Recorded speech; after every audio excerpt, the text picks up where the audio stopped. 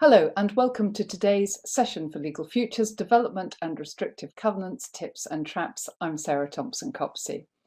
Today we're going to be looking at restrictive covenants, and restrictive covenants impede the use of land that might be used for development purposes. Increasingly in England and Wales, developers are looking to purchase land which is actually already burdened by a restrictive covenant.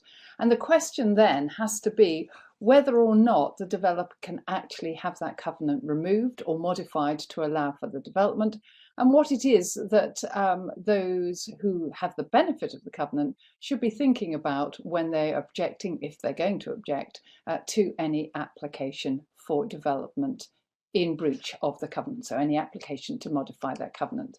So we'll be looking today at the Law of Property Act 1925, Section 84. And what we're looking at here is covenants that restrict the user of land.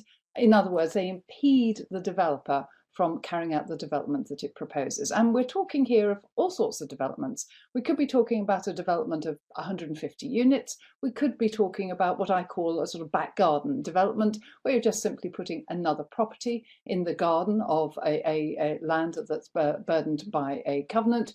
Or we could be simply talking about the change of a building within on land that's burdened by a covenant. So a developer buys a house, takes it down, wants to put up maybe two flats, maybe just wants to put up another house, but a much bigger house. And so when looking at developers, we're looking at anything from sort of large-scale developers through to small-scale developers, through to owners who want to develop their own property.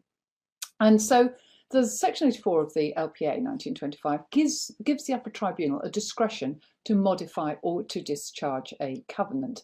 And there are grounds on which that application has to be made, and we'll be looking at the grounds for that application. We'll also be looking at the objections that can be raised, and in particular how a developer will actually deal with those objections and things that the developer will want to think about.